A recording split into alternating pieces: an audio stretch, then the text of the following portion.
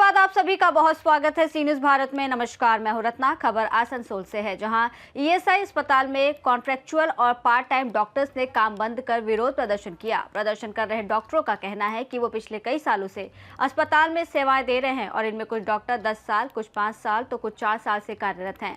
डॉक्टरों के अनुसार अस्पताल के सुपरिटेंडेंट और असिस्टेंट सुपरिटेंडेंट की ओर से उन्हें जानकारी दी गई कि कुछ डॉक्टरों का तबादला किया जा सकता है या कुछ की सेवाएं समाप्त की जा सकती हैं। इसके बाद डॉक्टरों ने विरोध शुरू कर दिया। प्रदर्शनकारी डॉक्टरों का कहना है कि ईएसआई अस्पताल को मेडिकल कॉलेज अस्पताल में बदला जा रहा है, जो एक अच्छी पहल है।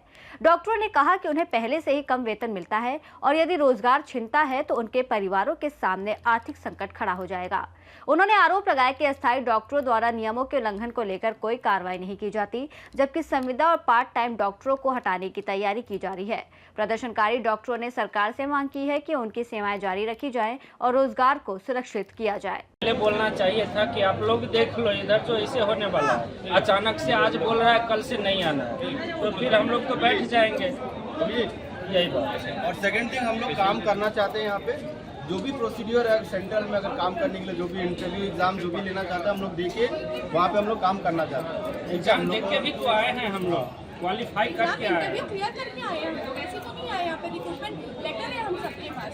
65 ईयर्स तक का कंटिन्यू जो हम लोग कर रहेंगे, इधर ड्यूटी करेंगे 65, और अचानक से आज बोल रहा है कि आप लोग जाइए। আমরা হচ্ছে এখানকার গ্রুপ ডি কন্ট্রাকচুয়াল স্টাফ 2017 থেকে আমাদের এখানে নিয়োগ হয়েছিল। এবার আমরা প্রত্যেকটা ডিপার্টমেন্ট ওয়াইজ আমরা এখানে ডক্টরদের সঙ্গে হেল্পিং হ্যান্ড করি। রেজিস্ট্রেশন হলো, কম্পিউটার যে যেমন যোগ্যতা হিসেবে এখানে জয়েন করেছে, মানে বিভিন্ন ডিপার্টমেন্ট হিসেবে কাজ করে চলেছে। হঠাৎ আমরা শুনতে পাচ্ছি যে আমাদেরকে এখান থেকে ট্রান্সফার করে দেওয়া হবে। অ্যাট প্রেজেন্ট আমরা যে এখানে কাজ করছি 15,000 টাকা আমাদের পেমেন্ট। আর এই যে অর্থনীতি যেটা মানে আমাদের এখানকার মানে অর্থনীতি যেটা আমরা এই সাপোর্ট করতে পারবো না। 15,000 টাকা দিয়ে যদি অন্য জায়গায় পাঠানো হয়, কলকাতা বা অন্য জায়গায়, আমরা ফ্যামিলি আছে, প্রত্যেকের ছেলে মেয়ে আছে, স্কুলে পড়ছে, তারা কিভাবে সাপোর্ট করবে? এটা হচ্ছে আমাদের বর্তমান সরকারের সঙ্গে নির্দেশ আছে, যে নির্দেশে আমাদেরকে পাঠানো হচ্ছে বা যেভাবে করা হচ্ছে, তাদের কাছে আমরা অনুরোধ করছি যে আমাদের একটু অর্থনীতির দিকটা ভাবুন। কারণ ওই 15,000 টাকা যদি আজ পর্যন্ত কেউ প্রেজেন্টলি কেউ যদি সাপোর্ট করতে পারে তাহলে ভালো, কিন্তু আমরা পারবো না। আপনারা দেখুন সেই বিষয়ে, যাতে আমাদেরকে এখানে রাখো। কেন এখানে মেডিকেল কলেজ হচ্ছে, যখন মেডিকেল কলেজ হয়েছিল তার আগে আমরা শুনেছিলাম যে আমাদেরকে সবাইকে এখানে রাখা হবে, কিন্তু আমাদের ট্রান্সফার কেন করা হচ্ছে তার একটা কোনো সদুত্তর পাচ্ছি না। আমরা সুপার দুদিন আগে সুপার মানে আমাদের ডাইরেক্টর যিনি হয়েছেন, আগে সুপার ছিলেন অতনু বদ্র স্যার ছিলেন, তাদের কাছে সবাই মিলে গেছিলাম। তারা এই বলেছিলেন যে তোমাদের এখানে আর পসিবলি না, আপনারা ভার্বালি বলা হয়েছে মঙ্গলবারের মধ্যে তোমাদের এখানে আর রাখার যে পসিবিলিটি না হতে পারে। এখনো পর্যন্ত জানা যায়নি, ভার্বালি যেটা জানা হয়েছে স্যার মানে যেটা বলা হয়েছে। হ্যাঁ শুনেছি। হ্যাঁ, তাই যেহেতু আমাদের করে দেওয়ার পর তো আমাদেরও কিছু হাতে থাকবে না। আমরা তাই জন্য বর্তমান সরকারের কাছে অনুরোধ করছি যে আমাদের যেন এখানে রাখা হোক। আমাদের প্লাস 100 প্লাস আমাদের যেভাবে নিয়োগ হয় সেরকম সরকারি ভাবে কন্ট্রাকচুয়াল বেসিসে আমাদের মেয়াদ, আমাদের কন্ট্রাকচুয়াল আছে সব জায়গায় গ্রুপ ডি আপনার 60 বছরই হয়, কিন্তু আমাদের এখনো পর্যন্ত সেই ব্যাপারটা আমরা জানি না, ধোঁয়াশার মধ্যে আছি। আমরা রেনুয়াল আছে 8 বছরের উপর প্লাস জব করে যাচ্ছি, 10 বছর, যাই হোক 8-10 বছর আমরা এখানে রিক্রুটমেন্ট হয়ে যাচ্ছি, ঠিক আছে। তো আমাদের আগে যারা গ্রুপ ডি বিভিন্ন জায়গায় যেরকম পেমেন্ট স্কেলে আছে, আমাদের সেই পেমেন্ট স্কেলেও পাওয়া যাচ্ছে না। আমাদের 15,000 টাকা না ইএসআই পিএফ দিচ্ছে আমাদের পেমেন্ট সঙ্গে আমরা 3% গাড়ি যেরকম পাওয়া যায়। যদি আমাদের না, আমাদের খালি 3% ইনক্রিমেন্ট, অন্যান্য পিএফ না, কিচ্ছু নেই। অন্যান্য জায়গা যেগুলো মানে ইনক্রিমেন্ট হয়েছে সেই ইনক্রিমেন্ট গুলো আমরা পাচ্ছি না। সেটা আমাদের অনুরোধ করা হচ্ছে যে আমরা সেই ইনক্রিমেন্টও যাতে করা হোক। আর রূপেশ দুবে কন্ট্রাকচুয়াল ডিডিএ সমস্ত স্টাফদের হয়ে বলছি। আসানসোল ইএসআই হসপিটাল একজন ডক্টর। আপনার পেছনে দেখতে পাচ্ছেন আমাদের staff, doctor, nurse, GDS staff, contractual doctor, part time doctor এখানে জমায়েত হয়েছে। বিষয়টা খুবই গুরুত্বপূর্ণ একটা জিনিস। পেপারে বা নিউজে আমরা অনেক দেখেছি Asansol ESI hospital is going to be medical college. খুবই আনন্দের ব্যাপার। এটা আমাদের পশ্চিম বর্ধমানের বুকে একটা খুব বড় একটা উন্নতি। আমাদের এই বর্তমান সরকারকে এটার জন্য আমরা বাহবাদী। কিন্তু আমরা বিগত অনেকে 15 বছর, কেউ 4 বছর, 10 বছর ধরে আমরা এখানে যুক্ত আছি অ্যাজ এ ডক্টর হিসেবে, কন্ট্রাকচুয়াল ডক্টর, কেউ পার্ট টাইম, পেছনে গ্রুপ ডি স্টাফ দাদারা আছে আমাদের। এতদিন অবধি আমাদের যেটা বলেছিল যে ESI is going to be central government এবং আপনাদের সবাইকে অ্যাবজর্ব করবে, আপনারা সেন্ট্রালের কন্ট্রাকচুয়াল বা পার্মানেন্ট হবে। এটা 2 থেকে 3 দিন আগের অবধি ছিল ওপরে। হঠাৎ আমাদের কালকে এসে ওপর থেকে বলছে, মানে আমাদের সুপার, অ্যাসিস্ট্যান্ট সুপার এবং ওখানে ম্যানেজমেন্টে যারা আছে বলছে যে না, আপনাদেরকে নেওয়া হবে না, হোয়াটসঅ্যাপে একটা আপনাদেরকে মেসেজ পাঠাবো এবং আপনাদেরকে হয় ট্রান্সফার বা ছাঁটাই করতে হবে। ঠিক আছে, আদৌ এই জিনিসটা ভ্যালিড কিনা আমরা জানি না। এই জিনিসটা আনফেয়ার হিসেবে হচ্ছে।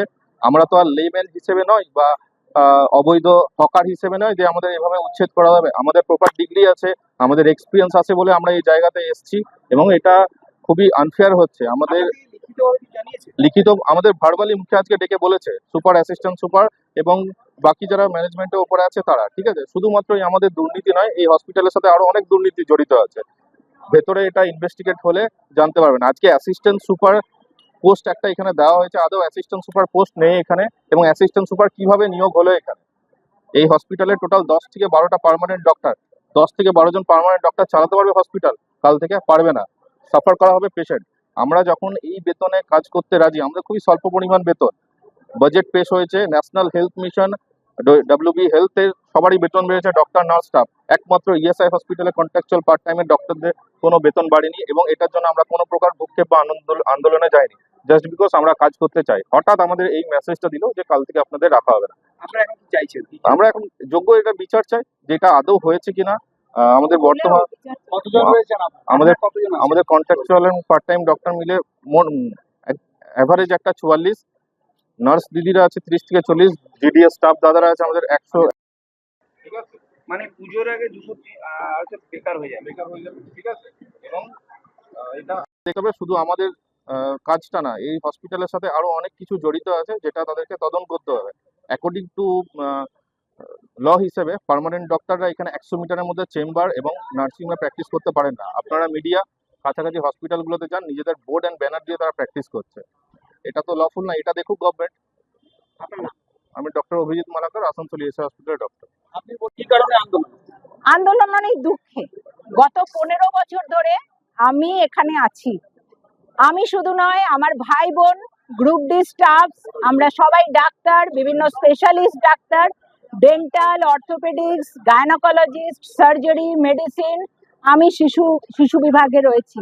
আমরা গত 15 বছর ধরে এই হাসপাতালে এবং সব গ্রুপ ডি স্টাফরা আমরা এখানে সার্ভিস দিয়েছি এবং যে 10-12 জন পার্মানেন্ট ডাক্তার এবং গত 5-6 মাসে যে 5 জন পার্মানেন্ট ডাক্তার এসেছে, তারা এইচডিউতে, আপনারা দেখে নেবেন, এইচডিউতে 24 ঘন্টা ডিউটি থাকা সত্ত্বেও তারা বাড়ি চলে যায়, আমাদের দেখতে হয়। এবং সুপার, ডেপুটি সুপার, সবাই যারা অ্যালাইড ডক্টর আছেন ওপরে, ডিউরিং হসপিটাল আওয়ার্স বাইরে চেম্বার করে। আপনারা যান, পুনর্দৃষ্টিতে দেখে আসুন ডাক্তারের ছবি, আপনারা মহাদেবে দেখে আসুন, তারা বাড়িতে প্র্যাকটিস করে। কিন্তু আমরা শুধু এই একটা পয়সা, একটা রোজগারে আমরা এখানে করেছি। अचानक से आके बोल रहे हैं कि मत आओ। দিদি, আপনার সমস্যাটা কোথায় হচ্ছে? বক্তব্য হচ্ছে, আমরা সবাই জানি আমাদের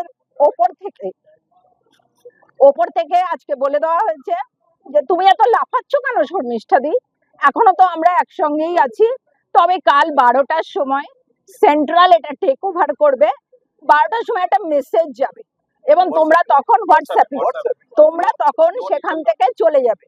হ্যাঁ, আমি কোনো দুঃখে কাঁদছি না। দেখুন, ডাক্তার কেন বলবো, আমার ভাই বোন যারা গ্রুপ ডি স্টাফ আছে, যাদের হাত পা ভগবান দিয়েছে, আমরা খেতে পারবো, আমরা কাজ করব, সেটা না। এটা একটা খেদ, এটা একটা অপমানের কান্না আমার। তারা বলছে, আমি বলেছি হার্ড কপি দেবে না, অর্ডার কপি না, নামে তো অর্ডার কপি দেওয়া যাবে না, হোয়াটসঅ্যাপে দেবে, তোমরা চলে যাবে, আমরা করব। আরে মশাই, এখানে পার্মানেন্ট ডাক্তাররা, আপনারা তো লোকাল, তারা 12টা 12:30টায় আসে, ডিউরিং হসপিটাল আওয়ার্স বাইরে আসে। আমাদের দেখিয়ে দিন হসপিটাল আওয়ার্সে আমরা বাইরে কোথায় কাজ করেছি। এই পাওনা। আর হ্যাঁ, যে সুপার অফিসে সুপার, ডেপুটি অ্যাসিস্ট্যান্ট সুপার এবং অ্যালাইড আমাদের ছাঁটাই করা হবে। এবং প্রায় 40 জন ডক্টর কন্ট্রাকচুয়ালে আছে, 40 জন doctor, full time, part time, contractual, group D 100+। এবার হচ্ছে 30-40 জন আছে, 200-র উপর।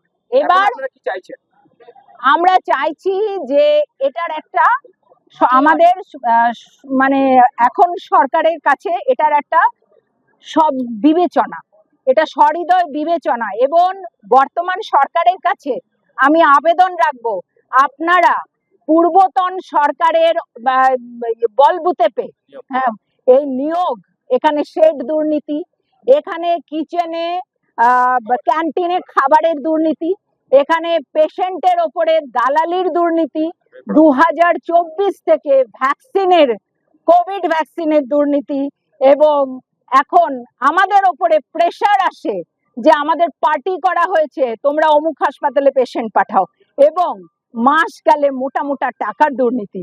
আমি বর্তমান সরকারের কাছে হাত জোর করে বিনতি করব, স্যার, শুভেন্দু অধিকারী মহাশয়কে, মুখ্যমন্ত্রী মহাশয়কে বলবো, স্যার, আমাদের কথা আপনি ভাবুন, না ভাবুন, আপনারা এর একটা বিচার করুন, এর একটা ইনভেস্টিগেশন করুন। আমরা চাই দোষীদের বিচার হোক। আপনি বলবেন আপনি 15 বছর ধরে আছেন, যে সরকার বদলে গেছে, আপনিও বদলে গেছেন, না, আমি সব সময় এরকম ছিলাম, আর যদি বলবেন আমি সাক্ষী দেবো।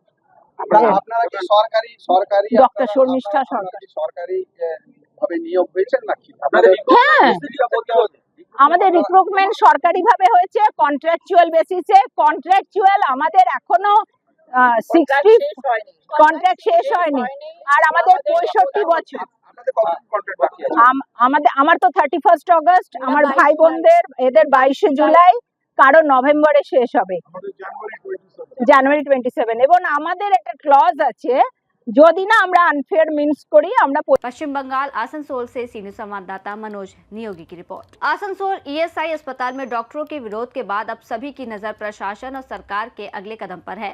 डॉक्टरों का कहना है कि जब तक उनकी मांगों पर सकारात्मक निर्णय नहीं लिया जाता, तब तक उनका विरोध जारी रहेगा। इस रिपोर्ट में इतना ही। देश और दुनिया की तमाम बड़ी खबरों के लिए देखते रहिए सी न्यूज़ भारत।